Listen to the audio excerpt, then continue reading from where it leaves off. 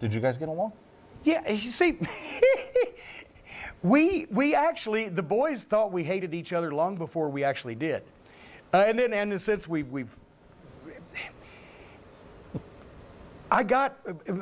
we've covered this, or maybe we didn't in the preview, because actually it was 88, but Paulie and Dennis Conrad and Randy Rose would not have come to the NWA to begin with if it hadn't been for me and Bobby and Stan begging Dusty to bring him in. Mm-hmm.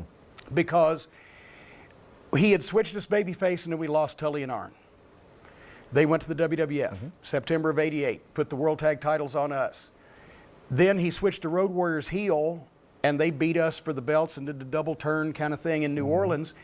But we had nobody to work with. We'd been making these huge checks against Tully and Arn and drawing these tremendous houses, 140 grand in Richmond, whatever the fuck, and all of a sudden we got nobody. Yeah. So I'd seen that Paulie was with Randy and Dennis in the AWA, and I came up with the idea where he came out on TV, surprise, hit me with the phone, I get the juice, the angle, right? Which, of course, got butchered that was Dusty's, last month as Booker. And then Jimmy Crockett took over and didn't like fucking Randy Rose. Yeah. And then George Scott came in and didn't like us. We did that in the 89, yeah. Yeah, so so that had been all fucked up, but basically, no, I liked the idea of having Paulie to work against, and when he came back here, I didn't have anything against him being there because, fuck, it's not like he's going to take a spot away from me. I barely had a fucking spot. All they were doing, at that point, the Midnight were barely working when Ole marginalized him even further because he wasn't going to die on that hill, as JR would say, against Herd. So he just left the Midnight Express off most of the time or had him do jobs on TV. And I was just doing commentary. So there was no problem with me and Paul. The legitimate problem, we worked the boys a lot. They thought there had to be animosity and there had to be hatred going back to that first angle. And we kept it kind of that way because if they believed it, then the people would believe it. But there was never animosity between me and Paul until ECW and Smoky Mountain when he screwed me on the Gangstas. But that's a whole different story for another day. What do you think about his pairing with Mark? I think it was probably one of the best things they could have done with Mark at the time because you put that guy, he could get anybody over with his promo, and at the same time, he probably imparted a little bit of psychology. As long as Mark was there, he wasn't going to be there too long before Vince saw talent and stole him and made him the greatest star in the history of wrestling.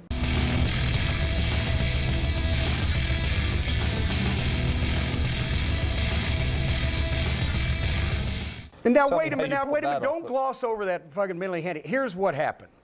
We're working with Pillman and Zink, and in the finish, I jump in and go to hit Pillman with the racket, but he ducks it and he slaps a sleeper on me. Okay. When he did, he cross-faced my nose. My nose started bleeding a little bit. Well, as soon as the boys glom him and I roll out, I've got the belts in one hand and the racket in the other hand.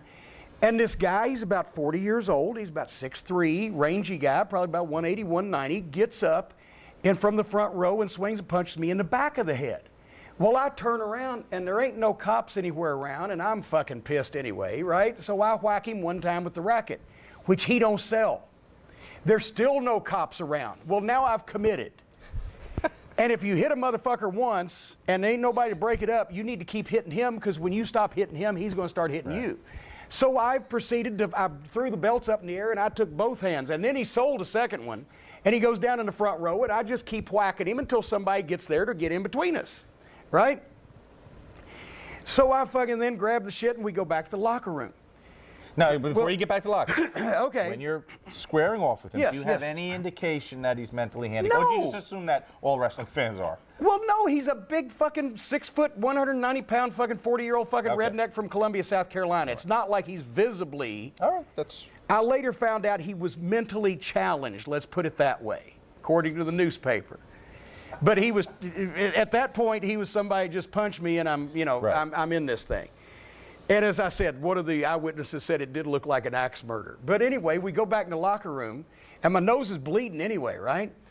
So before anybody else gets in there, I whack it another time, right? And it starts coming. Well, then here comes the athletic commissioner. And he says, "Jim, are you all right?" I said, "Yeah." He said, "I saw him. He hit you right in the nose." "Yep, he sure did." Then here comes the cops. And the cops work the matches all the time in Columbia. Here he comes. Jim, are you okay? I said, yeah. He said, I saw him. He hit you right in the nose. Third guy to walk in the locker room, Mike Campbell, the son of South Carolina Governor Carroll Campbell. We're in the state capitol, and he's a huge Ric Flair fan, and he always comes to the matches. Jim, are you okay? I saw him. He hit you right in the nose. Okay, I'm good, right? I said, I'll be all right. I said, Charlotte's an hour away. I'm going to go to the hospital there. So I went home. By then it stopped bleeding, obviously. I hung upside down off my bed till I got it bleeding again. I went and I looked in the mirror and I fucking hit the nose 2 or 3 more times to get a little swelling going. Went to the hospital and got the x-rays, and they see the swelling and they packed the shit and everything. So I got the fucking paperwork. And so then, where's the letter? Such a work. I thought I reprinted it in here. I have the memo where it says, I think it's in another section. Well, anyway, the memo from Hurd said the evidence at hand more than substantiates that you were attacked by a fan. However, we will agree to beef up security if you, here we go. No, that's when I quit. Anyway, they agreed to beef up security if I wouldn't fucking axe murder any more of the fans, which, all right, very good. But, sorry. Shit happens. He shouldn't have punched me in the back of the fucking head. Agreed. If somebody should have been watching him. Agreed. He generally, when that had happened, many of the numerous dozens and dozens and dozens of times to me in the past, that was the idea. We need to get the fucking people fired up. So, nowadays they're told, as far as the workers today tell me, in the big companies, maybe one that's publicly traded, that if someone runs into the ring, you are to do this. And not touch them and allow security to come in and remove them. But you have to remember that in some of these, there's been several times, a couple times in Smoky Mountain, definitely several times in Louisiana, the cops are on their side because the cops ain't smart either, and the cops are mad at us. Bobby and Dennis were actually detained and Dennis's van impounded by the fucking Coshada, Louisiana Police Department, where the sheriff demanded to know what that was that they used on TV last week to beat the Rock and Roll Express. We put the ether on them. And the sheriff was fucking hot. And he said, what was that you used on them boys at Rock and Roll Express? And Dennis said, ether. What about it? Bobby's like, I want to go home to my children. Yeah. And then the sheriff says, I got a guy down the cell block, thinks he's a pretty good wrestler. We got him on charge of murder. Dennis said, bring him up, I'll wrestle him. It was that kind of fucking thing. God. But, the guys have had the guns pulled on by cops, in the past, etc. You're on your own. You were on your own, yeah. And one time in Richmond, this fucking guy ran in the ring on the Horseman. And fucking right as goddamn Arn, he had tried to tackle, I think, maybe Tully, but Arn got him around the fucking neck and had his fucking hand like this and was pulling him up in the nose like that. And JJ, with his dress shoes, kicked the fan in the face and broke Arn's fingers because he was. Here's the thing. Guys have been cut, guys have been stabbed, guys have been shot. Bobby Heenan's been shot at a number of times. It was better deal with the shit there, don't get cut and don't get shot, and in court, at least they ain't gonna cut you and shoot you, so you can deal with it later.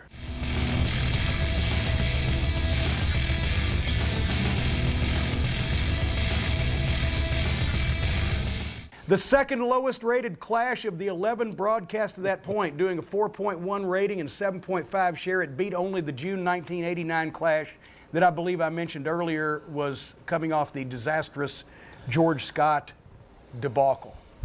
Why is the Junkyard Dog here? Why is he in the main event of the Clash of Champions?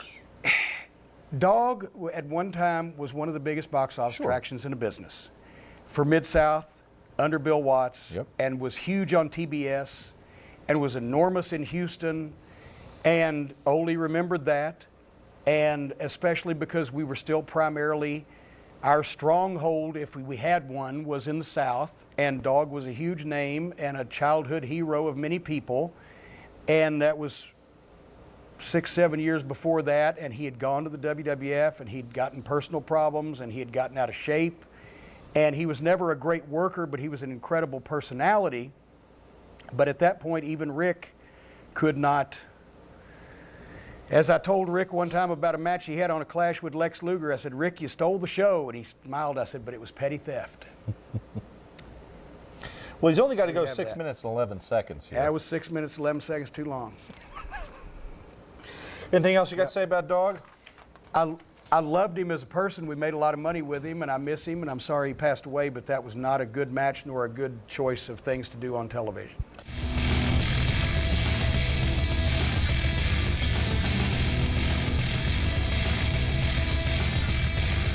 This is from The Observer.